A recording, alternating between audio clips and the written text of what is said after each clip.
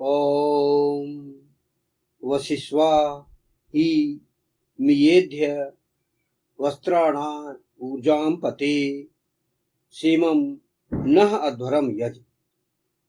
धारण ही करो वस्त्रों को, हे यज्ञ के योग्य ऊर्जाओं के पति, वह तुम इस हिंसा विहीन का यजन करो। यह जो मंत्र लिया गया वह ऋग्वेद के प्रथम मंडल के 26वें सूक्त का प्रथम मंत्र है। आप स्वयं इंद्र बनिए और सुकृत रहिए और अपने आप को आर्य बनाते हुए दूसरों को आर्य करिए। विश्व को आर्य करना वेद में कहा गया कि आप जीवन उद्देश्य अपना पूर्ण करिए। तो चूंकि हम प्रचार के लिए निकलेंगे तो हम ऐसे थोड़ी निकलेंगे कि किसी भी प्रकार के वस्त्र धारण करके लोगों को हम प्रेजेंट करें। हमारा व्यक्तित्व कपड़ों से होता है, वस्त्रों से होता है, तो उसका ध्यान यहाँ रखा गया है। तो मतलब आचरण नायकों ने इस वेद मंत्र के आधार पर अक्षरशः आचरण किया। और जैसे कि हम भी एक गृह प्रमुख हैं, हम भी अपने घर के प्रशासक हैं, हम भी एक अग्नि बनना चाहते हैं, क्योंकि इस प्रमुख सूक्त का ही प्रमुख विषय अग्नि है। मतलब आप अग्नि बनिए और दूसरों को अग्नि बनने के प्रयास कीजिए, प्रकाशित उनको करना है। तो उस आधार पर उसका संबंध जोड़ा गया है। और हमको वस्त्र धारण करना है अच्छे, जो कि सभ्य हो और लोगों को अच्छे लगें, हमारे व्यक्तित्व को लोग पहचाने और आकर्षित हो। आकर्षक कपड़े पहनना है, जैसे कि करके दिखाया गया आचरण नायकों के द्वारा। सतयुग, त्रेता, द्वापर, इन कालों में हम पुराणों का इतिहास और अन्य ग्रंथों के इतिहास से हम ज्ञात कर सकते हैं कि किस प्रकार भवितम तरीके से हमारे जो वेद पर आचरण करने वाले सभी आचरणायक हैं, युगनायक हैं, वो किस प्रकार रहते थे। और हमें भी अपनी सामर्थ्य के अनुसार वस्त्रों को धारण करना है। अब हमें इस प्रकार का ऐसा भी नहीं करना है कि नहीं हम महंगे हम वस्त्र धारण करेंगे, हीरे जवाहरात उससे जटित होना चाहिए, ऐसा नहीं है। हमको हमारे सामर्थ्य के आधार पर सभ्य वस्त्र धारण करना है और उसके प्रयास करना है हमें कि हम रत्न जटित वस्त्रों को धारण करने के योग्य बन सकें। उतना हम कमाना है, उतना हमें हमारे आजीविका को बढ़ाना है और धर्मानुसार हम आजीविका करते हुए और हमको धनवान बनना है। नंबर 2 की कमाई से भी हमको इस प्रकार का नहीं करना है कि भ्रष्टाचार करते हुए हमें जल्दी जल्दी हमको धनवान बनना हो, ऐसा भी नहीं। क्योंकि वो जो राशि जो भ्रष्टाचार से आई है वो जल्दी जल्दी समाप्त हो जाती है, उसका रास्ता सीधा जेल ही है। इसलिए ईशान परम परमात्मा ने व्यवस्था स्वाभाविक कर दी है। सिस्टम ऑफ लाइफ के अंतर्गत पूरे धर्म, अर्थ, काम, मोक्ष बकायदा पूरे सिस्टम बना हुआ है। उसके आधार पर हमें अपने आप को तैयार करना है और हमें धनवान भी बनना है और ऊर्जावान भी बनना है। हमारे शरीर को हृष्ट-पुष्ट भी रखना है। कमजोर शरीर हमारा नहीं होना चाहिए, क्योंकि कमजोर शरीर हमारे जो प्रचारक में बाधक होता है। तो हमें अपने शरीर को हृष्ट-पुष्ट रखना है और अपने को स्वस्थ भी रखना है। हमें जो है रोग कोई हमको ग्रस्त नहीं करना चाहिए। तो ये हम अपने दिनचर्या का भी ध्यान रखें, हमारा शरीर हृष्ट-पुष्ट हो, प्रातःकाल उठें, शुद्ध वायु लें, योग करें और उनके आधार पर हम अपने आप को स्वस्थ बनाए रखें। संतुलित भोजन करें, हर प्रकार से हम अपने शरीर को हृष्ट-पुष्ट करें। तो ये हमें वेद से ही हमको मिलता है और वेद स्वाभाविक व्यवस्था। तो उसके आधार पर यहाँ पर कहा गया है कि आप व्यक्ति को यज्ञ के योग वस्त्र धारण करना है ताकि वह ऊर्जाओं का स्वामी बन सके। व्यक्ति को इस प्रकार के वस्त्र कदापि धारण नहीं करने हैं जिससे उसकी ऊर्जा का क्षय होता है।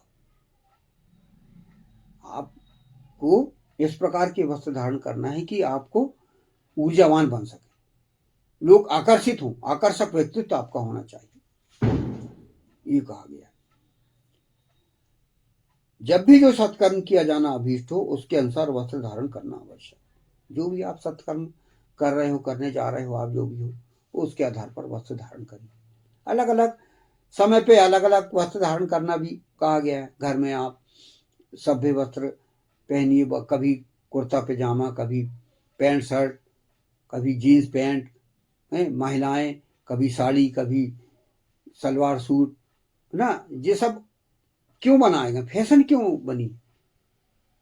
फैशन आप देखो, फैशन के अनुसार आपको चलना है, तो उस आधार पर आप बिल्कुल इसका उपयोग कर सकते हो और आप मेंटेन कर सकते हो अपने आप को। तो यहाँ पर इस मंत्रांश का यहाँ पर व्याख्या की गई। अब इसी का अगला फुटनोट है, वह तुम इस हिंसा विहीन का यजन करो।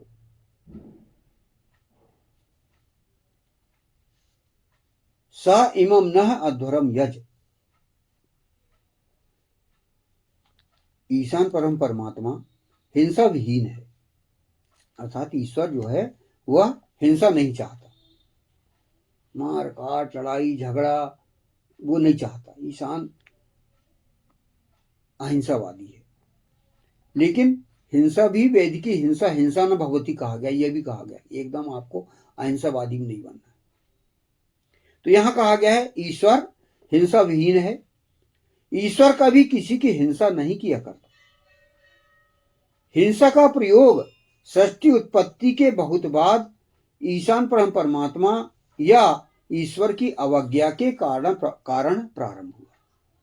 ये जो हिंसा प्रारंभ हुई है वह अवज्ञा के कारण हुई। सृष्टि जब बनी, सृष्टि की उत्पत्ति हुई, तो सकारात्मक विचारधारा का बहुत बोलबाला था पूरी तरह से। सब अच्छे लोग, यज्ञ करने वाले, सत्कर्म करने वाले, इंद्रियों को वश में करने वाले, सब बढ़िया चलते रहा। लेकिन जब नकारात्मक सोच हावी हुई, विरोधी जो लोग प्रारंभ हुए, तो उन्होंने हिंसा प्रारंभ कर दी। और ये क्यों? ईश्वर की अवज्ञा। ईश्वर की अवज्ञा अर्थात वेद पर आचरण न करना। जो सिस्टम बनाया गया है उस पर नहीं चले लोग, और फिर उग्र हो गए, और उग्र हो गए तो शुरू लड़ाई झगड़े। यदि ईश्वर अर्थात ईशान परम परमात्मा का यजन, उपासना विधिवत किया जाए तो हिंसा करने की कहीं आवश्यकता ही नहीं पड़ेगी। आप यजन करिए, ईश्वर प्रणिधान करिए, उपासना करिए, तो हिंसा करने की कहीं आवश्यकता नहीं पड़ेगी। देव और दानव, आप सतयुग में देखो, देव यजन करने वाले, उपासना करने वाले, और दानव वो अपना एक अलग उनका चलते रहा था। तो इसलिए हिंसा प्रारंभ करते थे दानव की तरफ से, और उनको मेंटेन फिर करते थे भगवान विष्णु, भगवान शंकर, ब्रह्मा, ये सब, ब्रह्मा विष्णु महेश, इन सभी को मेंटेन करके और उनके बीच में समझौता करके और हिंसा को समाप्त करते थे। वो चाहते थे कि हिंसा ना हो। धर्मयुद्ध या हिंसा आखिरी उपाय है, अंतिम उपाय है। इसलिए भगवान कृष्ण कई बार शांति दूत बन के गए। महाभारत काल में आप देखिए, भाई हिंसा नहीं होना चाहिए, हिंसा नहीं होना चाहिए, इससे बहुत नुकसान होता है, जन धन की हानि होती है और बहुत नुकसान होता है। तो उन्होंने इस पर बाकायदा आचरण किए, सभी ने, सभी आचरणार्थियों, हिंसा नहीं होना चाहिए। तो हर राक्षस को और जितने भी दानवों को जो हिंसा के लिए उतारू रहते थे, उनको समय दिया गया कि नहीं भाई हिंसा नहीं होना चाहिए। अंतिम बहुत समय उनसे लिया गया कि भाई नहीं, सुधरने का बहुत समय राक्षसों को दिया गया, दानवों को दिया गया, और अभी भी बहुत समय दिया जाता है।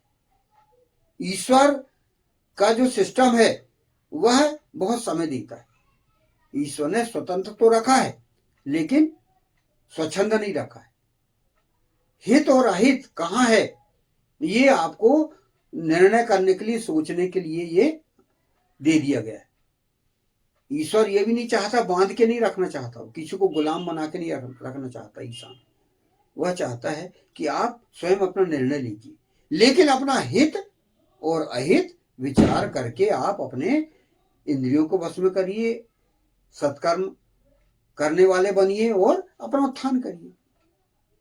तो वेद एक सिस्टम बना दिया गया है, ऑटोमेटिक। ये ऑटोमेटिक लागू है, उसके आधार पर आपको ये करना है। यदि ईशान परमात्मा का यजन उपासना विधिवत किया जाए तो हिंसा करने की कहीं आवश्यकता ही नहीं पड़ेगी। किंतु व्यक्ति अपनी स्वतंत्रता का प्रयोग ईशान का यजन नहीं करता। व्यक्ति अपनी स्वतंत्रता का प्रयोग कर ईशान का यजन नहीं करता, इसी कारण उसे हिंसा का प्रयोग करना पड़ता है। व्यक्ति चाहता है कि भाई मैं स्वतंत्र हूं और मैं यजन करूं या ना करूं मेरे ऊपर। तो ईशान आपको स्वतंत्रता तो देता है। धारण ही करो वस्त्रों को हे यज्ञ के योग ऊर्जाओं के पति, वह तुम इस हिंसा विहीन का यजन करो। ओम वशिष्वा ही मियेद वस्त्राणि ऊर्जाम पते सीमम नः अध्वरम यज।